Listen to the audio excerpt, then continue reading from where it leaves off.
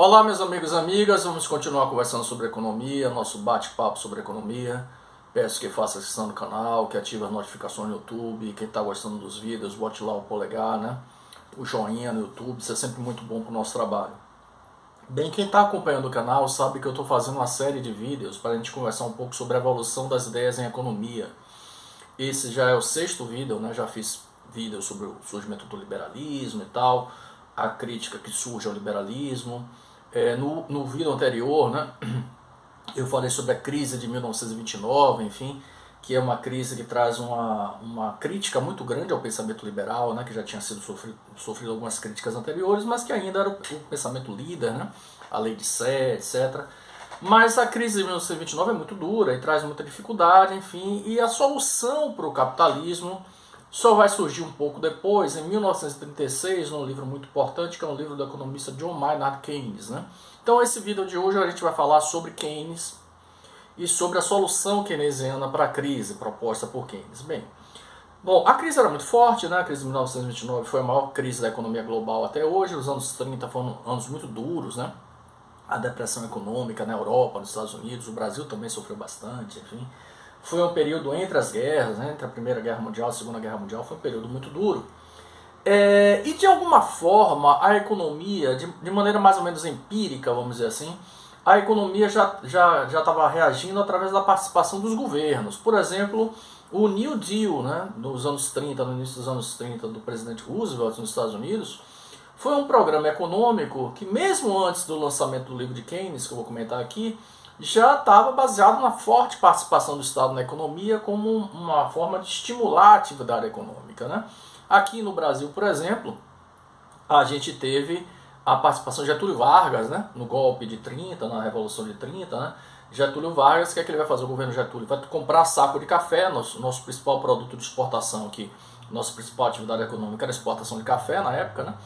E ele vai comprar sacos de café para tocar fogo no café, para manter o preço do café relativamente estável, mas manter a atividade econômica aqui no Brasil funcionando, enfim, né? Na Europa, de alguma forma, até Hitler de alguma forma foi um pouco assim, né? Ou seja, a reação da economia alemã nos anos 30 foi muito através da participação do Estado na economia. Portanto, isso é uma ideia que estava no ar, né? Ou seja, como uma crise é muito forte em 29, os liberais não tinham uma explicação para a crise, aí eu sugiro que, para quem está vendo esse vídeo sem ver os anteriores, se puder, assista os anteriores, né? Porque os vídeos são uma sequência de ideias, né? Os liberais não tinham uma solução para a crise, então vai surgir somente em 36 com John Maynard Keynes nesse livro que é A Teoria Geral do Emprego, do Juro e da Moeda. Eu vou falar rapidamente sobre Keynes, porque Keynes já era um cara muito famoso na época, ele não era um qualquer, ao contrário, ele era um cara muito famoso. Ele já tinha trabalhado representando o governo inglês na Índia, né? A Índia era uma colônia inglesa, ele era professor de Cambridge, na verdade ele se formou em matemática primeiro e depois ele fez economia e tal, então ele era um grande matemático, um grande economista, um grande filósofo, né? Keynes era uma pessoa realmente assim, bastante fora da curva, né? Por exemplo, ele tem um livro de 1922, que é um livro, portanto, né, 14 anos antes do livro que eu vou comentar, que é As Consequências Econômicas da Paz. Keynes foi representante do Reino Unido no Tratado de Versalhes, né? Esse livro fala sobre o Tratado de Versalhes, ele critica o Tratado de Versalhes, né? Ele acha que o Tratado de Versalhes estava tratando a Alemanha de uma forma muito injusta, que isso poderia ser ruim até para a própria economia para o próprio ambiente social. A Alemanha poderia se revoltar contra isso, acabou se revoltando, né? Veja o que aconteceu depois, enfim. Portanto, ele era um cara ele já tinha outros livros, artigos, professor, muito reconhecido. E em 36, portanto, sai o livro de Keynes, A Teoria Geral do Emprego, do Juro e da Moeda, em que ele vai tentar trazer uma explicação para a solução para a crise. É muito importante falar, e aí é importante, né, ter assistido os vídeos anteriores, que a lógica de Keynes é basicamente uma lógica malthusiana. Ele usa a lógica de Malthus. Malthus criticou a lei de Sé lá por volta de 1810, 1815, e ninguém ligou para Malthus, né? Ninguém ligou para essa crítica de Malthus.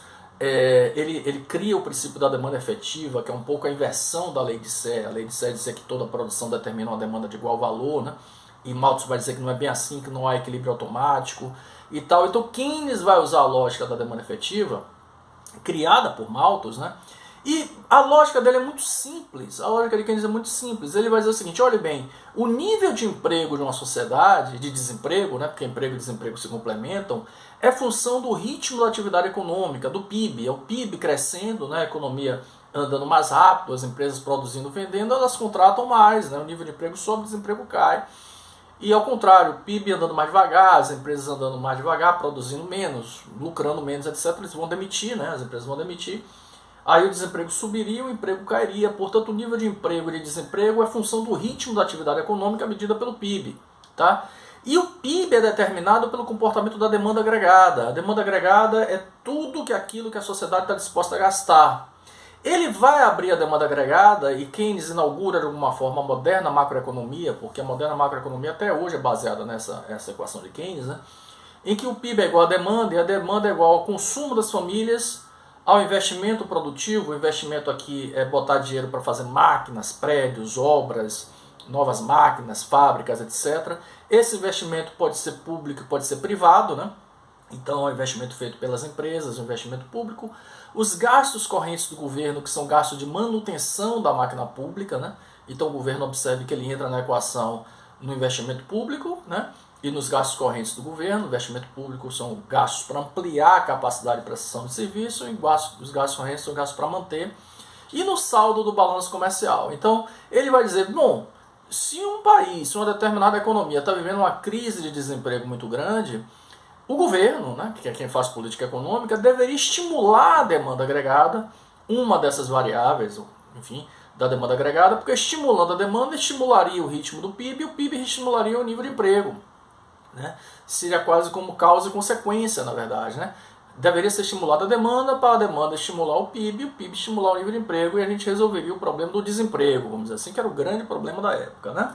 Aí, no livro dele, o livro dele é fantástico, é genial. Keynes era um cara bastante fora da curva, é óbvio que ele usou a lógica de Malthus, isso é uma realidade, né? Mas ele foi brilhante na sua exposição de motivos, vamos dizer assim. E em cada capítulo do livro ele vai trabalhar essas variáveis, inclusive matematicamente, né? Ele vai fazer o que a gente diz de abrir as variáveis, né? Porque as variáveis são formadas por subfunções e tal. Ele vai tratar as variáveis matematicamente para tentar explicar qual variável, né, poderia ser estimulada no momento de crise. Claro que a gente não vai falar isso aqui, né, entrar nesse detalhe matemático, mas de maneira resumida, veja só, de maneira resumida, no momento de crise seria inviável, praticamente não interessante, ineficiente, vamos dizer assim, o estímulo do consumo diretamente, porque havia um grande nível de desemprego na sociedade, as pessoas desempregadas, um pessimismo muito grande, as pessoas estavam com medo de consumir, né? Então o consumo não iria reagir assim justamente pelo grande nível de desemprego da própria sociedade, né?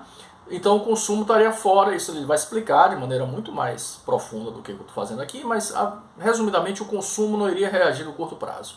Uma outra variável interessante seria o saldo do balanço comercial, porque o saldo do balanço comercial, que é a diferença entre exportações e importações, se o país for superavitário no comércio, na verdade não é o governo que é superavitário, é o país, é porque ele está exportando mais do que está importando, isso estimula a demanda, né?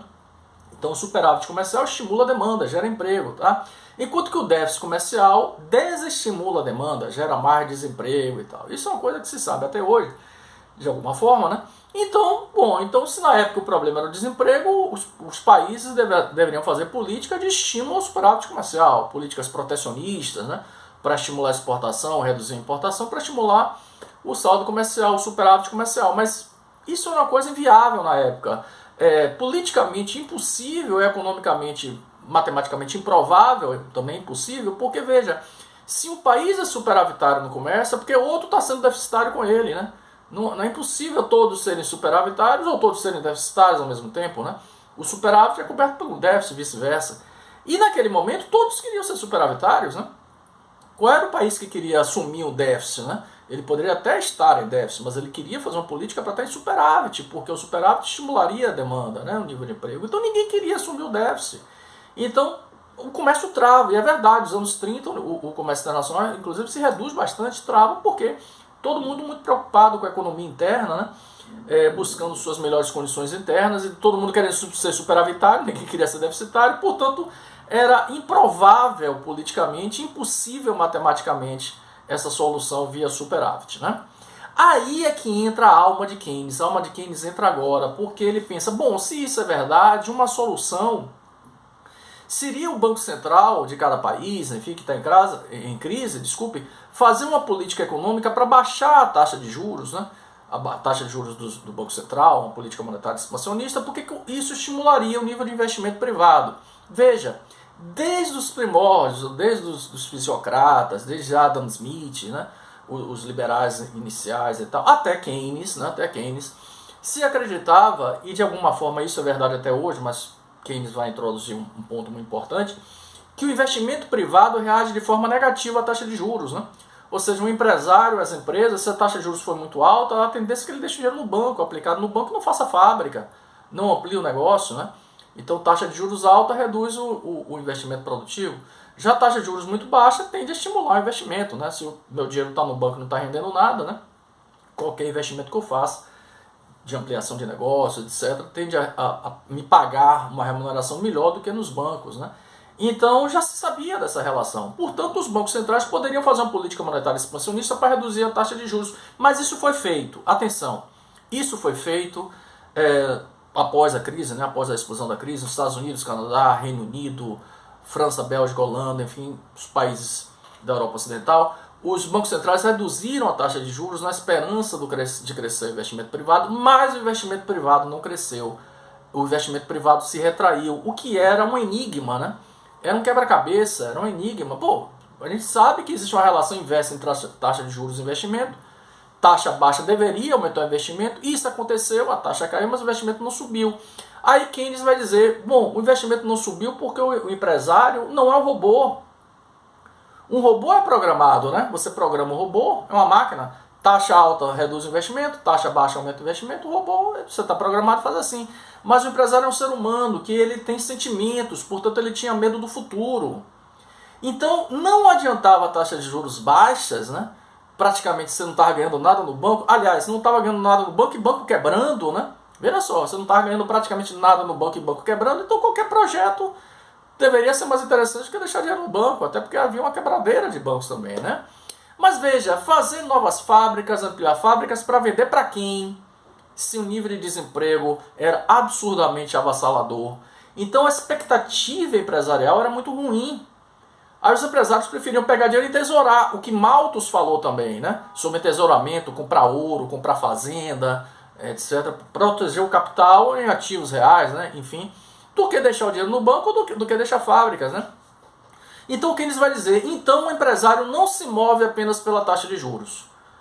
O empresário não se move apenas pela taxa de juros. Há uma outra variável que mexe no ânimo do empresário, que é essa expectativa sobre o futuro, de se ele vai se dar bem ou não com o novo investimento, que ele chamou de eficiência marginal do capital. Então, a partir de Keynes coloca um pouco de psicologia na moderna macroeconomia, desculpem, que estava surgindo ali, que é o sentimento dos empresários sobre o futuro. Não adiantava a taxa de juros muito baixas, que deveria aumentar o investimento, mas não aumentava porque os empresários tinham uma má expectativa sobre o futuro. Atenção, a eficiência marginal do capital pode ser má, como era, mas pode ser boa. Pode ser boa. Mesmo com taxas de juros muito altas, né, os empresários acharem que vão ganhar dinheiro e fazerem investimento, enfim. Então, Keynes traz o conceito de eficiência marginal do capital e ele cria um novo conceito também na economia, que é da armadilha da liquidez. A armadilha da liquidez é esse ambiente em que o Banco Central trabalha com taxas de juros muito baixas para estimular o nível do investimento, mas o investimento não sobe por quê? Porque outra variável está segurando os empresários, uma expectativa ruim sobre o futuro, né?